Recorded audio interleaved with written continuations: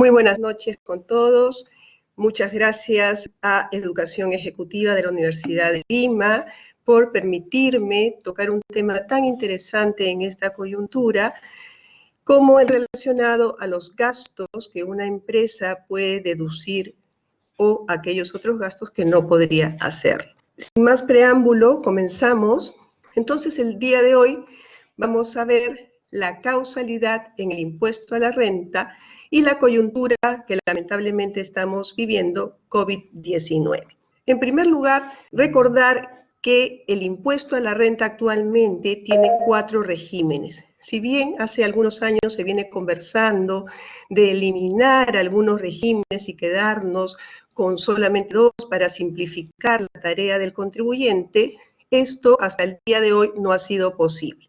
Entonces, como ustedes ven en pantalla, a la fecha tenemos 4 regímenes: el régimen general, el régimen especial de impuesto a la renta, que está regulado en la misma ley del impuesto a la renta y que nos habla de empresas cuyos ingresos no superen los 525.000 soles, el régimen MIPE tributario, que nos habla de ingresos de las empresas no mayores de 1.700 UITs, y el régimen único simplificado.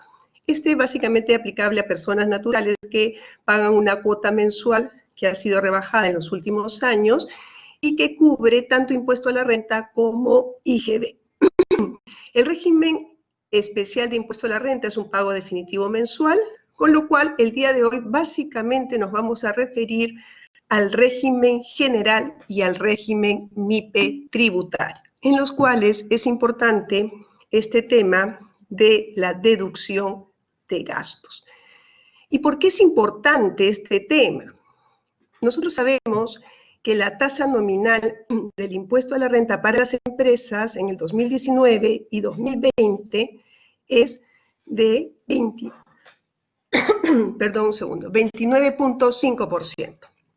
¿Correcto? Pero sin embargo, sabemos que pueden haber algunas partidas contingentes, algunas deducciones contingentes, y en realidad, ¿qué es lo que estaría pasando? Que esta tasa nominal de 29.5 podría subir y ser una tasa mucho más alta. Y eso es lo que tenemos que cuidar. Tenemos que ser eficientes en nuestro cálculo del impuesto a la renta. Mes a mes ir viendo cuáles son las partidas que van a afectar nuestro impuesto a la renta. Sabemos que la utilidad tributaria es distinta a la utilidad financiera. ¿En qué consiste esta diferenciación? Pues básicamente está relacionado a los gastos. ¿Qué gastos son los que la ley del impuesto a la renta nos acepta y qué gasto no nos acepta? ¿No? Entonces, yo les he puesto en pantalla un ejemplo para poder seguir la charla del día de hoy, que tiene que ver con gastos deducibles, y supongamos que esta empresa tiene 1.800.000 de utilidad contable, tiene unos gastos de 800.000, con lo cual la utilidad financiera, la utilidad contable es 1.000.000. En esta utilidad contable, sin embargo, van a haber algunos gastos que no van a ser aceptados por la administración porque o no son permitidos por la ley del impuesto a la renta o porque no se han respetado los límites o porque de repente no tenemos las pruebas necesarias. Entonces, estos gastos que ya rebajaron mi utilidad contable, sin embargo, voy a tener que adicionarlos para efectos del impuesto a la renta, y lo mismo pasaría con los ingresos. En relación a los gastos, hablamos entonces de partidas permanentes o partidas temporales, aquellos gastos que este ejercicio no son admitidos, pero de repente más adelante sí. En el caso concreto, entonces, después de hacer estas adiciones y deducciones, llegamos a una utilidad tributaria, que en realidad el término correcto es una renta neta, de 1.235.000. Entonces, para tenerlo muchísimo más claro, este otro ejemplo, donde los ingresos anuales son de 5.000, tengo 2 tipos de gastos. Gastos de representación de 1.800 y gastos de vehículos de 1.200, con lo cual llego a una utilidad contable de 2.000. Pero ¿qué es lo que sucede? yo mismo, haciendo mi declaración jurada, revisando cada una de las partidas, puedo verificar que he tenido problemas en estos dos gastos y en realidad no estoy respetando los límites, o la administración tributaria, la SUNAT, en un procedimiento de fiscalización, por el cual tiene un plazo de prescripción de 4 años para determinar la obligación tributaria, podría repararme estos gastos. Y esto es lo que ha acontecido en este caso que ustedes tienen en pantalla. Yo tenía gastos de representación de 1.200, sin embargo, la SUNAT dice que solamente debí considerar como gastos 600. Y por lo tanto, en la columna derecha, me adiciona 600 más. Igual pasa con los gastos de vehículo. Yo había considerado para llegar a mi utilidad financiera un gasto de vehículos de 1.000 y resulta que la administración me dice que solamente el gasto deducible es de 800 y por lo tanto me adiciona 200. Entonces, mi utilidad tributaria o mi renta neta, en este caso, sería de 2.800 y el impuesto a la renta, para fines meramente didácticos, he puesto la tasa de 30%, sería 840, a los cuales yo les deduzco los pagos a cuenta realizados en el ejercicio de 340 y llego que tengo un impuesto por regularizar en marzo, abril del siguiente año de 500. El impuesto a la renta, como ustedes saben, es un impuesto directo y es de pérdida anual, se configura el 31 de diciembre de cada ejercicio y se presenta la declaración jurada dentro de los 3 primeros meses del ejercicio siguiente. Entonces, ¿cuáles son los temas relevantes que tenemos que tener en consideración cuando hablamos de gastos empresariales? En primer lugar, la fehaciencia. Vamos a ver, y algunos de ustedes deben haberse ya topado con mucha jurisprudencia del Tribunal Fiscal en donde este tema es relevante. ¿Por qué? Porque si yo no tengo las pruebas necesarias, la administración tributaria puede considerar que en realidad esa operación no se ha realizado, esa compra no la he realizado, ese servicio no lo he recibido y me puede desconocer ese gasto. Entonces, la fehaciencia es un tema más importante, lo vamos a desarrollar a continuación. No basta con tener el comprobante de pago, no basta con tener el voucher de pago, es mucho más el tema de la fehaciencia. Otro tema importantísimo en la deducción de gastos es el principio de causalidad. Es materia de la conversación del día de hoy. Este gasto que yo puedo decir para efectos del impuesto a la renta es un gasto que tiene que ser necesario para incrementar la fuente generadora de renta gravada o para mantenerla. O sea, tiene que estar vinculado este gasto al giro del negocio, a que esa empresa pueda generar más ingresos gravados. El devengo es un tema que tiene que ver cuándo imputo ese ingreso o ese gasto, a qué ejercicio lo voy a imputar, en qué ejercicio lo voy a tomar. Y la bancarización, como sabemos, hace algunos años ya en nuestro país, operaciones de más de 3.500 soles o a partir de $1.000 que pasar por el sistema financiero y bancario. Entonces veamos la fehaciencia de gastos.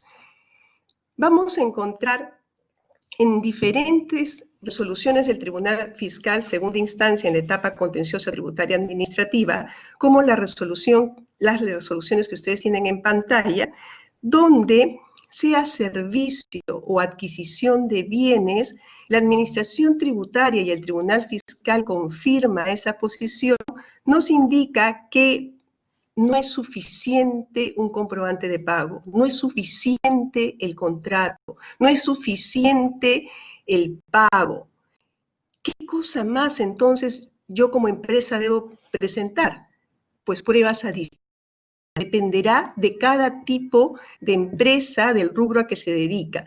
Lo que quiere saber la administración es que efectivamente la operación se realizó, que efectivamente compré ese insumo, no solamente que tengo un contrato, sino que efectivamente ese bien llegó a mis almacenes. ¿Quién lo recibió? ¿Quién firmó el CARDEX? Etcétera, etcétera. Entonces, lo que necesita es mucha más información. Y en el caso de servicios, es un poco más complicado porque a veces simplemente lo que hay es un contrato, incluso el contrato podría ser telefónico, pero sin embargo lo que debemos tener presente es que debemos proyectarnos hacia el futuro. Cuando la administración venga y nos pregunte ¿a qué se refiere este gasto? Debemos ser capaces de decirle, este gasto se refiere a tal compra o a tal adquisición de servicio y aquí están los documentos. Pero, como les digo, no solamente comprobante de pago, no solamente contrato, no solamente el pago. ¿No? Tienen allí la primera resolución que se refiere a una venta de materias primas agropecuarias, donde el contribuyente presentó una serie de documentos, sin embargo, la administración no le aceptó y el Tribunal Fiscal también lo confirmó.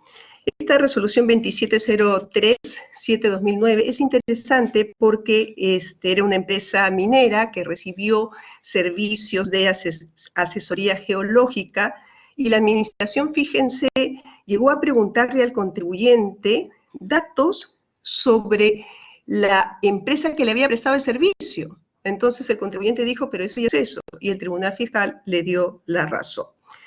En el otro caso, 51308, es también una RTF interesante, justo pasar del año 99 al 2000, y esta era una empresa que brindaba servicios informáticos, y entonces ese año incrementó sus gastos porque vio que tenía muchos servicios por prestar y no le alcanzaba con el personal que tenía, entonces comenzó a contratar, pero sin embargo la administración le dijo, no encuentro aquí realmente que tú hayas contratado estos servicios, ¿no? Entonces, fíjense la importancia de la fehaciencia. Y en la última RTF 8281-5-2008 se trata de compras de alimentos que una empresa hizo para entregárselos a su personal en la selva. Entonces, la administración tributaria quería, ¿no es cierto?, que le dieran la información del transporte, que a dónde efectivamente había llegado esa alimentación, quiénes eran los trabajadores que recibieron, efectivamente había una acta donde firmaban los trabajadores, etcétera, etcétera. Entonces, les he puesto el detalle más o menos lo que el Tribunal Fiscal nos dice en relación a la fehaciencia. Dice, el contribuyente no cumplió con presentar medios probatorios o documentación sustentatoria que acreditase la efectiva realización de las operaciones descritas en los comprobantes de pago reparados. Entonces, lo que tenemos que demostrar es la efectiva realización de las operaciones descritas en los comprobantes de pago reparados. Fíjense ustedes que incluso hay RTFs donde la administración dice, sí, yo veo acá el resultado del servicio, pero yo no veo la persona que aparece en el comprobante de pago sea la persona que prestó el servicio. Entonces, también para mí, este servicio es no fehaciente. Entonces, mucho cuidado con eso. Tenemos que acreditar que se hizo la operación y que quien aparece en el comprobante de pago es quien realizó la operación. Entonces, el Tribunal Fiscal nos ayuda y nos dice, ¿qué pruebas podemos presentar? Pues podemos presentar, además de comprobantes de pago, proformas, órdenes de guía de pedido, contratos, comunicaciones comerciales cursadas con los proveedores, guías de remisión que demostrasen el traslado de los bienes desde el local de estos hacia su local, los partes de almacén que demostrasen el ingreso y salida de los bienes adquiridos, documentación que sustentara su utilización, control de inventarios o cualquier otro documento que permitiese acreditar la fehaciencia o efectiva realización de las operaciones. Muchos clientes me preguntan, bueno, pero las pruebas, ¿y qué pruebas? No hay una norma que nos diga cuántas pruebas y cuáles son estas pruebas.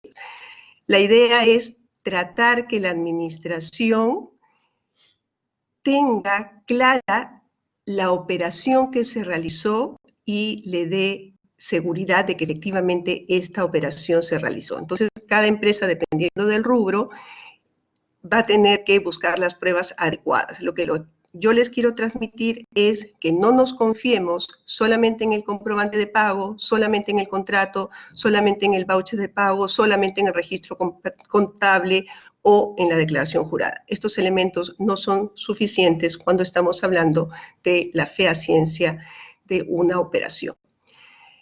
Y hace algunos años atrás también sabemos que un documento importante es el comprobante de pago, que tiene que ser emitido con los requisitos exigidos por el reglamento de comprobantes de pago. Y hace algunos años atrás, muy pocos, también se incluyó el requisito del comprobante de pago, no solamente para los gastos, sino también para el costo. Entonces tenemos para el gasto el inciso J del artículo 44 de la Ley del Impuesto a la Renta y para el costo el artículo 20 del mismo cuerpo legal. Entonces entremos ya con todos estos conceptos que nos hemos acordado, conceptos previos importantes, al principio de causalidad. El principio de causalidad es un principio muy importante en la Ley del Impuesto a la Renta, principio rector para determinar los gastos deducibles. En virtud a este principio, según lo señala el encabezado del artículo 37 de la Ley del Impuesto a la Renta, a fin de establecer la renta neta de tercera categoría, se deducirá de la renta bruta los gastos necesarios para producirla y mantener su fuente, en tanto la deducción no esté expresamente prohibida por esta ley. Entonces nos está hablando de gastos necesarios, gastos que la empresa debe incurrir para obtener una renta gravada. ¿Y cuáles son estos tipos de gastos? El artículo 37 tiene una serie de incisos en los cuales señala requisitos adicionales para determinados gastos. Entonces, lo más importante es el encabezado del artículo 37, que nos habla del principio de causalidad, pero algunos gastos, además de cumplir con el principio de causalidad, podrían pedirse requisitos adicionales. Y los gastos pueden ser gastos permitidos por la ley, gastos con límites o gastos prohibidos. Pero cuando hablamos de la necesidad del gasto, ¿qué debemos entender por necesidad del gasto? Hay algunos conceptos que van a ser bastante claros y no vamos a tener ninguna duda, como todos los sueldos para los empleados, para los funcionarios, si tengo una oficina alquilada, el arrendamiento de esa oficina, los servicios públicos, electricidad, agua, telefonía, los útiles de oficina, útiles de aseo, etcétera. Creo que no hay duda. Pero nos vamos alejando de estos gastos y entonces podemos encontrar algunos temas que nos pueden suscitar algunas dudas porque no lo vemos de manera inmediata y directa. Por ejemplo, si la empresa decide auspiciar un campeonato deportivo o de un equipo de fulbito, o la empresa decide pagar los estudios de maestría de algunos de sus funcionarios, o la empresa decide pagar también seguro para los hijos de los trabajadores. O algunos funcionarios de la empresa viajan al exterior para tratar de explorar nuevos mercados. Todavía no hay un cliente, ¿no? Recién estamos tratando de abrir nuevos mercados. O fíjense ustedes los gastos de salón de belleza de una ejecutiva de venta. ¿Serán necesarios? Entonces van a haber algunos gastos que se van a dar, que para nosotros van a ser muy claros, que con el principio de causalidad, pero hay otros no. Los gastos postventa, generalmente el gasto es anterior a la realización, a la generación de la renta, pero ¿podría ser posterior? Es una pregunta que nos hacemos y entonces vemos que en la jurisprudencia y en el día a día tenemos dos posiciones. Una posición restrictiva, que es utilizada por la administración tributaria en muchos casos y nos dice necesario es indispensable. O sea, el gasto tiene que ser estrictamente necesario, indispensable para obtener esa renta gravada. En cambio, tenemos otra posición un poco más abierta, un poco más flexible, que viene utilizando el Tribunal Fiscal, y dice que la relación de causalidad que se establece entre los gastos y la generación de rentas o el mantenimiento de las fuentes es de carácter amplia, permitiendo erogaciones que no guarden dicha relación de manera directa.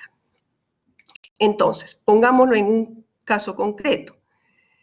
Si soy una empresa que se dedica a la comercialización de prendas de vestir, obviamente la remuneración de mis vendedores es indispensable para obtener esa renta gravada, esos ingresos. Pero si esta empresa quiere dar un beneficio adicional para tratar de conseguir más clientes, y entonces lo que hace es alquilar una sala de proyecciones y utiliza esta sala para mostrar a sus potenciales clientes sus productos, ¿no es cierto?, sus vestidos, su ropa, etcétera, etcétera, ese gasto no es indispensable, porque puedo simplemente hacer mi producto, venderlos y sería suficiente, pero ¿cumpliría o no cumpliría con el principio de causalidad en la medida que estoy ofreciendo algo más? ¿Y cuál es mi propósito? Mi propósito es obtener más ingresos. Entonces, para el Tribunal Fiscal, ambos gastos sí serían deducibles. Entonces, vemos que para el Tribunal Fiscal no es una relación directa, inmediata, en el caso, por ejemplo, de gastos distribuidos entre empresas de un grupo empresarial. A veces un grupo empresarial contrata un sistema contable, un sistema gerencial para todo el grupo y entonces reparte el gasto entre las empresas del grupo, ¿no? Entonces aquí lo que hay que tener cuidado es que le asigno a una empresa el 20%, a la otra el 30%, ¿no es cierto?, y de repente a la otra el 50%. Tenemos que acreditarle a la administración por qué hemos distribuido ese gasto en esa proporción, no que la mayor proporción, el 70%, justo vaya a la empresa que tenga mayor utilidad, ¿no? Entonces, normalmente van a exigir que ese gasto esté destinado a la generación de una renta. Pero, ¿qué pasa si finalmente esta renta no se da? Yo como empresa, puse todo mi esfuerzo, toda mi dedicación en tratar de crecer para obtener más ingresos, pero finalmente ese ingreso no se da. Y estamos en una coyuntura que podemos tener muchos ejemplos al respecto. Por ejemplo, ¿qué pasa si los primeros días de marzo yo era una empresa que me iba súper bien, entonces quería ampliar mis operaciones, alquilo un establecimiento al costado del que yo uso, contrato a una arquitecta, le pido unos planos, me hace los planos y viene todo este tema de la coyuntura actual y allí se quedó. No he podido utilizar ese local, ¿no es cierto? Ya la arquitecta ya hizo los planos, le tengo que pagar. Entonces, ese gasto ya no va a ser deducible porque ese local no lo estoy utilizando para generar rentas gravadas. ¿Qué pasaría si he hecho todos los proyectos de ingeniería, de arquitectura para construir edificaciones o grifos, pero al final no me dan los permisos requeridos y no puedo comenzar a operar? Esos gastos de por sí ya serían gastos no deducibles. ¿Cómo debemos entender este principio de causalidad? Como les digo, el Tribunal Fiscal ha sido bastante amplio y entiende el principio de causalidad en forma mucho más flexible que la administración, y entiende pues que estamos hablando de empresas que tienen varios ejercicios por delante y que buscan incrementar sus operaciones, y no necesariamente un gasto va vinculado a un ingreso al mes siguiente o a los 2 meses. De repente un gasto va a producir un ingreso en ejercicios posteriores, ¿no? O de repente realizo el gasto y finalmente no obtengo los ingresos que yo como empresa hubiera querido obtener. Entonces, eso es importante, tener claro qué cosa es el principio de causalidad. En la medida que yo como empresa busque o realice ese gasto para obtener una renta gravada o mantener la fuente, ese gasto cumple con el principio de causalidad. Pero allí no acabó todo, recién estamos comenzando, estamos calentando motores. Resulta que la ley del impuesto a la renta ha recogido también otros principios. Entonces, no solamente principio de causalidad, sino también nos dice que debemos tener en cuenta otros criterios como normalidad, razonabilidad, proporcionalidad y todo lo que está vinculado al personal, la generalidad, al punto de decirnos, si tú entregas un bono de productividad a un funcionario, pues considero que deberías a otro funcionario o a todos los funcionarios que se encuentren en esa misma situación. Veamos cada uno de estos principios. El principio de causalidad, nos dice esta resolución, no puede ser analizado de forma restrictiva, sino más bien amplia, comprendiendo él todo gasto que guarde relación no solo con la producción de renta, sino con el mantenimiento de la fuente. Siendo que esta relación puede ser directa o indirecta, pero también se tiene que cumplir con los principios de razonabilidad y de proporcionalidad. Entonces, en esta coyuntura, han pasado a ser gastos normales, gastos de compra de alcohol, de guantes, de mascarillas, de pruebas, sean rápidas, sean moleculares, de termómetros. Pero, ¿qué sucede si yo soy una empresa que solamente somos 2 trabajadores y resulta que en el mes he comprado 500 mascarillas, 500 guantes? ¿Resultaría normal, proporcional, razonable? Entonces, no solamente basta demostrar el principio de causalidad en estricto sentido, primer párrafo del artículo 37, sino también estos otros principios, ¿no? Se entiende que por la coyuntura estos gastos que les comento sí serían gastos deducibles en la medida que cumplan con el principio de causalidad, pero también hay que buscar la razonabilidad y la proporcionalidad. Nos dice todas estas sentencias, incluso esta casación. No tienen que ser normales, pero tienen que estar vinculados a los ingresos que la empresa tiene, ¿no? Si voy a obtener ingresos 100, no es posible pues que yo gaste en algún tipo de gasto para el personal, para el gerente general que gaste, no sé, 60. Entonces hay que ser razonables, proporcionales. Y tienen aquí estas 2 resoluciones, fíjense, dice, si la recurrente no tiene vehículos de su propiedad, o sea, no los tiene en activo fijo, entonces, en principio, no tendría por qué adquirir combustibles, ¿correcto? Sin embargo, se dedica a la reparación de vehículos. Entonces, la empresa dice, bueno, yo utilizo el combustible para la limpieza de las partes reparadas. Hasta allí no vemos ningún problema, todo está bien. Pero, ¿qué pasó? Revisando, la administración determina que el 70% del total de gastos es por compra de combustibles. Entonces el tribunal se pregunta, ¿es esto razonable? ¿Es esto proporcional? Y le dice que no. ¿No? Entonces, además del principio de causalidad, tenemos que tener en cuenta también la razonabilidad, la proporcionalidad. Y cuando estamos hablando de principios de causalidad, tengan ustedes presente siempre que los gastos que van a ser aceptados son aquellos gastos que están vinculados a la generación de rentas gravadas. Entonces, yo como empresa puedo tener gastos que están vinculados a renta no gravada. Esos gastos no serían deducibles, ¿no? Si soy una empresa de drawback, entonces el drawback es un ingreso no gravado para efectos tributarios, tendría que determinar cuál de los empleados o qué tipo de gastos están vinculados a la generación de ese ingresos y esos gastos no podrían ser deducibles. Si no los puedo identificar, entonces tendría que hacer una prorrata de gastos conforme lo señala la ley del impuesto a la renta.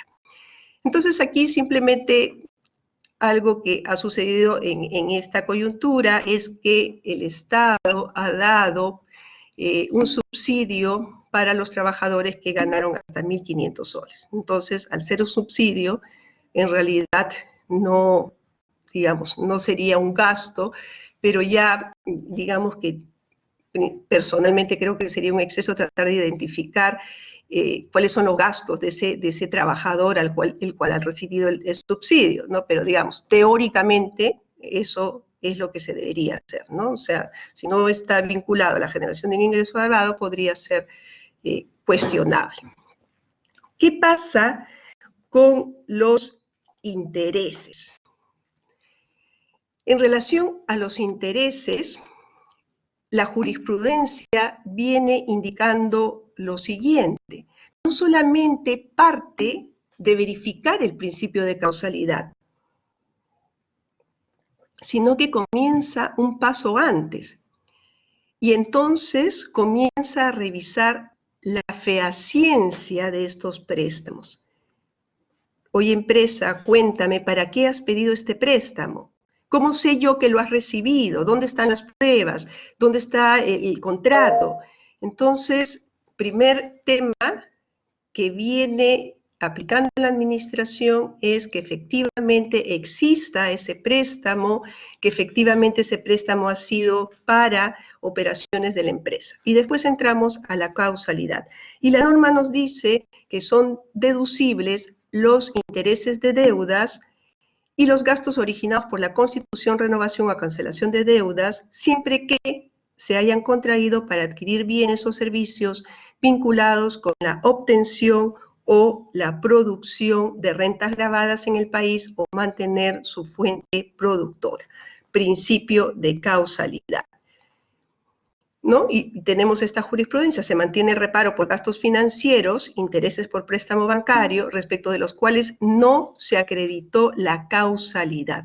Se confirman reparos por gastos de financiamiento por préstamo obtenido de banco al no haberse demostrado que se haya destinado a actividades de la empresa. Pero fíjense ustedes que lamentablemente se sigue confundiendo en la jurisprudencia causalidad con fehaciencia. Como hemos conversado, primero es la fehaciencia y después es la causalidad. Si decimos que una operación es no fehaciente, quiere decir que esa operación no existe. Si no existe, no podríamos aplicarle principio de causalidad. Pero sin embargo, en la jurisprudencia todavía se confunde ambos conceptos. Entonces, tenemos un caso bien interesante, por ejemplo, una empresa que obtuvo un financiamiento del exterior por 150 millones de dólares y resulta que por la coyuntura en ese momento, hace muchísimos años atrás, en época de terrorismo, decidió ir trayendo ese dinero al país de a pocos, ¿no? Poco a poco. Entonces la administración le reparó esos intereses. El contribuyente llegó hasta última instancia del Tribunal Fiscal. El Tribunal Fiscal confirmó este reparo, el contribuyente se fue al Poder Judicial en demanda contenciosa administrativa y ganó el proceso. Y ganó el proceso, y cuando gana el proceso, ¿no es cierto?, lo que le dicen es: oye, este financiamiento, ojo, este financiamiento de 150 millones cumple con el principio de causalidad, ¿correcto? Sin embargo, el proceso que había sido ganado era por el primer año donde se, digamos, utilizó los 50 millones, y los 50 millones restantes en el siguiente año, y en el tercer año los otros 50 millones. Entonces ganó este proceso, pero paralelamente la administración había reparado los otros 2 ejercicios, ¿no? Por el mismo argumento, sosteniendo que no se cumplía con el principio de causalidad. Y entonces el contribuyente le dice: pero tengo acá un fallo donde dice que el préstamo cumple con el principio de causalidad. Ah, pero estamos hablando de ejercicios diferentes. Entonces hay que tener mucho cuidado para demostrar caso por caso que cumplimos con los principios de causalidad y sobre todo empezando con la fehaciencia de la operación. En este tema de los intereses hay una regla que llamamos de subcapitalización, ¿no? Es una norma, una medida antielusiva que lo que busca es establecer un límite para la deducción de gastos por intereses. Entonces, ¿cuál es la regla que se aplica hasta este año? Es monto máximo de endeudamiento se determina aplicando un coeficiente de 3 al patrimonio neto del contribuyente al cierre del ejercicio anterior. Entonces, para el 2020 vamos a aplicar 2019. ¿Cómo sería esto? Tenemos un balance, activo, pasivo, y tenemos que esta empresa tiene un total de patrimonio neto de 2.644.000. ¿Qué significa esto? Que si yo aplico la regla que me dice la ley del impuesto a la renta, patrimonio neto por 3, entonces llego a 6 millones. Quiere decir que el monto máximo de endeudamiento de esta empresa debería ser de 6 millones. Y entonces nos preguntamos, en la coyuntura actual, ¿qué es lo que va a suceder? ¿Qué es lo que va a pasar este año? Este año muchas empresas van a terminar con pérdida, ¿no es cierto? De repente con un patrimonio negativo, con muchos intereses por pagar, y entonces si aplicamos esta regla, va a resultar que muchos intereses no van a ser deducibles como gasto. Entonces se estuvo un poco esperando que el Ejecutivo, a través de los decretos legislativos, se pronunciara sobre este tema. Lamentablemente no ha salido ninguna norma al respecto. Hasta el día de hoy, entonces, tenemos que aplicar esta regla de subcapitalización, la cual en la coyuntura parece un poco, digamos, poco solidario, por decirlo menos, ¿no? Esta regla antes solamente se aplicaba entre empresas vinculadas. A partir del año 2019 estamos aplicando la regla a cualquier tipo de empresas. Con algunas excepciones, por ejemplo, no se aplica a contribuyentes cuyos ingresos netos en el ejercicio sean menores o iguales a 2.500 UITs. En consecuencia, no vamos a aplicar a MIPES, a pymes, perdón. ¿Qué pasa con las primas de seguro? Y este también es un tema interesante porque sabemos que de acuerdo al artículo 37, inciso C de la Ley del Impuesto a la Renta, son deducibles las primas de seguro que cubran riesgos sobre operaciones, servicios, bienes productores de renta, accidentes de trabajo y que está vinculado con el mantenimiento de la fuente productora. Entonces yo tenía a mi trabajador asegurado, pero este trabajador no está yendo a trabajar. Entonces, ¿igual voy a deducir este gasto? Personalmente considero que sí, ¿no es cierto? No podríamos decir que en la medida en que no se ha generado renta gravada, no lo vamos a considerar. ¿O qué pasa si yo por esta coyuntura, yo empresa, decido tomar un seguro mucho mejor para mi personal? Yo creo que sí cumpliría con el principio de causalidad. El tema de mermas y desmedros, muy interesante, ha habido una modificación, la vamos a ver a continuación. Mermas y desmedros están vinculados a la existencia, pero son dos conceptos totalmente diferentes. La NIC 2 nos dice qué cosas son existencias y la ley del impuesto a la renta, felizmente su reglamento ya ha definido qué es la merma y qué es el desmedro.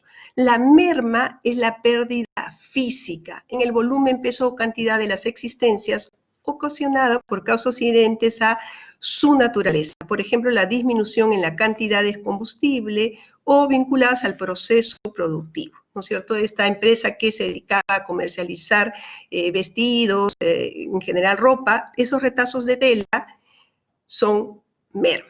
Si yo me dedico a vender espejos, los pedazos de vidrio que quedan serían merma, ¿correcto? Es la pérdida física. Y cuando estamos hablando de merma, ¿qué es lo que la ley del impuesto a la renta nos exige para que el gasto sea deducible? Que tenga que haber un informe de profesional independiente, un informe técnico. Y entonces, ojo acá, no es cualquier informe. La ley del impuesto a la renta nos dice que se tiene que explicar la metodología y las pruebas realizadas. Y esto es muy importante, porque a veces hay empresas que tienen mucha merma y entonces hacen un formato preimpreso y se llenan algunas cosas. Ese informe no va a servir. Y otra cosa interesante y que se viene aplicando literalmente es que la norma me dice que por la redacción yo podría entender que este informe lo podría presentar en la fecha de la fiscalización. ¿Qué quiere decir esto? En principio, si es 2020, yo tendría que hacer el informe 2020, pero, digamos, la Administración Tributaria va a venir el 2023 a fiscalizarme. Entonces, la norma por la redacción dice algo así como cuando la administración te lo solicite, tú lo presentas. Entonces, si el 2023 me toca en la puerta para fiscalizarme, yo en ese momento considero que podría pedir un informe técnico para acreditar estas mermas. Aquí tenemos algunos casos donde el Tribunal Fiscal ha indicado que no se necesita un informe técnico en el caso de algunos productos que hay una norma expresa que ha reconocido que ya tienen una merma, ¿no? El desmedro, en cambio, es la pérdida de orden cualitativo e irrecuperable de las existencias, haciéndolas inutilizables para los fines a los que estaban destinados. Entonces, en esta coyuntura tenemos una serie de bienes que tienen fecha de vencimiento y entonces por el transcurso de los meses ya han vencido. Entonces, ¿qué se tiene que hacer con este tipo de bienes? Hay que destruirlos. Pero la ley del impuesto a la renta señala que para que los desmedros sean aceptados se tienen que destruir ante notario público o ante juez de paz, a falta de notario, ¿no? Y se tiene además que comunicar a la SUNAT 6 días hábiles antes de la destrucción. ¿Para qué? Para que la SUNAT designe un funcionario para que esté presente en la destrucción. Pero ¿qué pasó? No teníamos notarios. Entonces, hace poco ha salido una norma para regular esta situación y nos dice pues que del 16 de marzo al 21 de abril basta con tener un informe y comunicar al correo de SUNAT dentro del plazo de los 2 días. Y, perdón, solamente para lo que es 16 de marzo al 21 de abril, un informe, y del 22 de abril al 31 de julio, el informe, la comunicación dentro del plazo de 2 días, han puesto un mail, y además se ha agregado que si las destrucciones son hasta 43.000 soles, no necesito hacer la destrucción ante notario público. La pregunta es, ¿este monto resulta razonable? ¿Es suficiente? No lo es, y si no lo es, vamos a tener que cumplir todos los requisitos que la norma nos indica para poder deducir los desmedros. La destrucción de las piezas falladas que no pasan el control de calidad forma parte del sistema de control interno de la empresa y no del proceso productivo. Por lo tanto, son desmedros. Ojo con esto. A veces, digamos, si nosotros somos exportadores, hay unos requisitos bastante exigentes y resulta que nuestro producto no pasa y entonces no lo podemos vender, hay que destruirlo. Eso, de acuerdo a la jurisprudencia, no es una merma, no está siendo en el proceso productivo, sino es un control de calidad posterior y por lo tanto sería un desmedro. Un ejemplo que siempre me gusta poner porque es bastante didáctico, más allá de que estemos de acuerdo o no, es el caso de las avícolas que tienen pollos. Entonces, ¿qué es lo que pasa con las avícolas? Hay pollos que no nacen, ¿no es cierto?, que se pierden en este proceso, entonces eso es merma de todas maneras, pero hay pollitos que nacen, pero nacen y la gente especializada sabe que van a durar una semana o 2, ¿no? Entonces, ¿cuál ha sido el criterio? Como estos pollitos son, digamos, por la mano del hombre son descartados, se entiende que serían desmedros y no mermas, ¿no es cierto?, con todos los requisitos que la ley del impuesto a la renta exige para deducir desmedros. Fíjense ustedes, ¿no? En la provisión por incobrables, es un tema que también se va a presentar mucho en esta coyuntura, ¿no es cierto? Las empresas, digamos, se ha roto la cadena de pago y entonces vamos a tener que nuestro cliente no nos va a pagar. Normalmente ya la norma era bastante exigente para la provisión de deudas incobrables, nos decía que se necesitaba acreditar el carácter de incobrable, ¿no es cierto?, en el momento en que se efectúa la provisión contable, que la deuda se encuentre vencida. Ojo con esto, yo tengo que decirle al cliente, ya venció tu deuda, así de claro, ¿no? Tenías hasta tal fecha, esa fecha ya pasó, ya venció. ¿Por qué? Porque ha pasado que con los recibos de servicios públicos, ustedes ven que hay un cuadradito abajo a la izquierda que dice, usted tiene una deuda pendiente de, y entonces el Tribunal Fiscal, ¿qué ha dicho? Eso es simplemente a modo informativo, pero yo no le estoy diciendo que la deuda se encuentra vencida. Entonces, en primer lugar, tenemos que efectivamente ser claros en que la deuda ha vencido.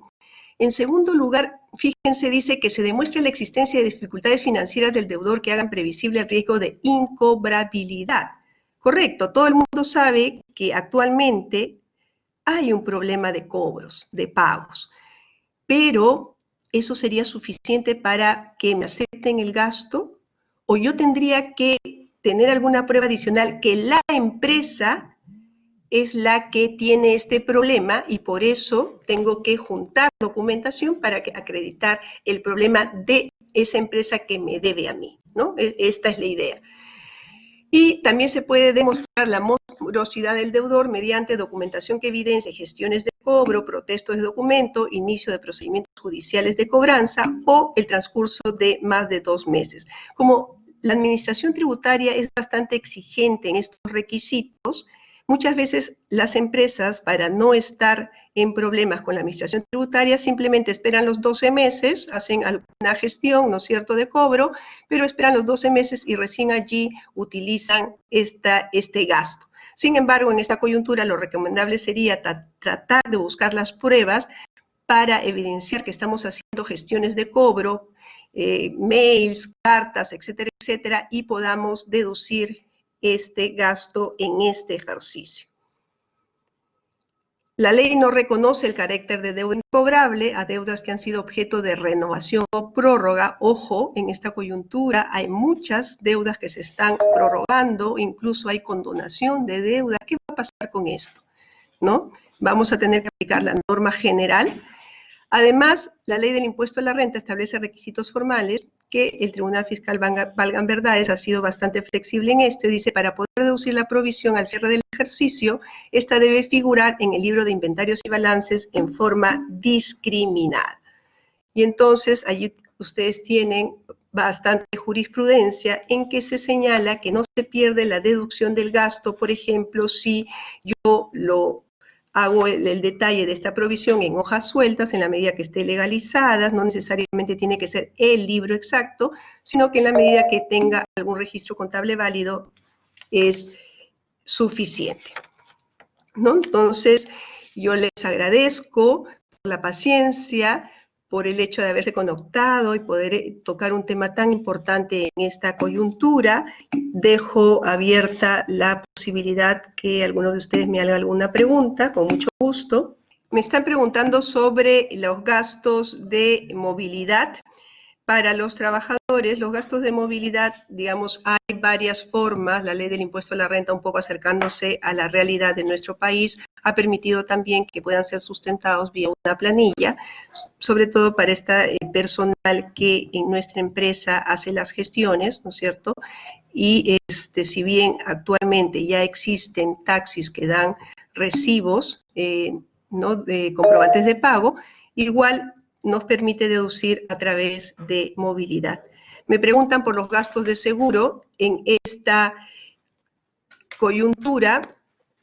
Yo les decía que yo creo que es válido que una empresa pueda decidir adoptar un seguro especial por COVID-19. Ya las compañías de seguro están dando planes especiales y creo que ese gasto obviamente sí cumpliría con el principio de causalidad. Me hablan por los alimentos de restaurantes. Efectivamente, estos alimentos tienen, digamos, ahí en los grifos, digamos, si yo he vendido unos sándwiches que tienen una fecha de vencimiento, obviamente estos sándwiches pasada la fecha de vencimiento ya no pueden ser consumidos, entonces la empresa en realidad lo que podría hacer es decidir de repente venderlo para que sea utilizado antes de la fecha de vencimiento por alguna empresa que tenga que alimentar a algunos animales y sirva este producto, sino caso contrario tendría que proceder a destruirlos, ¿no? Rosario también preguntaba sobre los desmedros, si efectivamente todo lo que es medicamentos, por ejemplo, conservas, con fecha de vencimiento tienen que ser destruidas. Y si ya se ha destruido antes de la publicación de la norma que les decía, la Administración Tributaria ha establecido un procedimiento alternativo. Me preguntan por el gasto de seguro para el gerente general.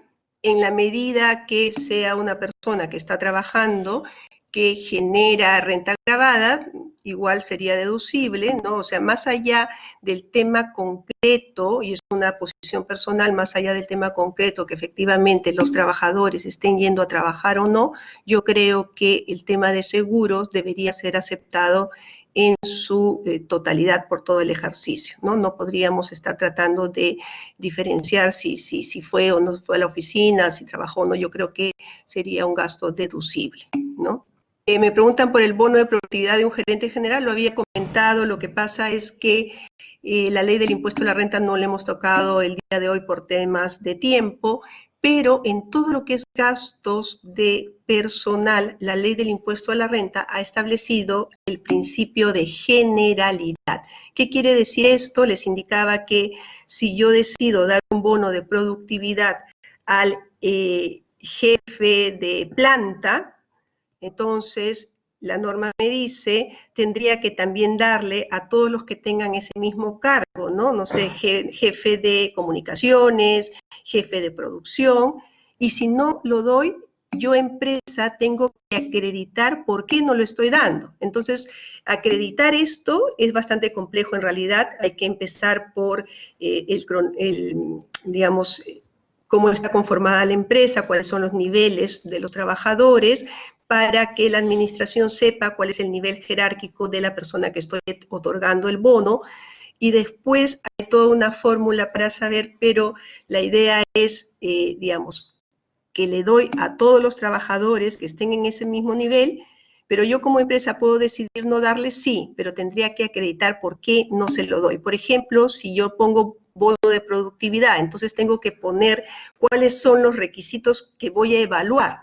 De repente porcentaje de venta, porcentaje de clientes, no sé, cualquier otro criterio, y entonces yo hago la evaluación y producto de la evaluación resulta que de los 5 jefes que yo tenía, solamente 3 cumplieron esos mecanismos de evaluación. Entonces, en esa medida, solamente, digamos, si la administración tributaria no me haría ningún reparo porque he cumplido con lo que indica la norma. Pero si yo no soy capaz de demostrar eso, entonces allí sí voy a tener problemas. Renzo nos pregunta por el servicio de movilidad contratado por la empresa para cuidar a sus trabajadores. Yo personalmente creo que sí, cumple con el principio de causalidad.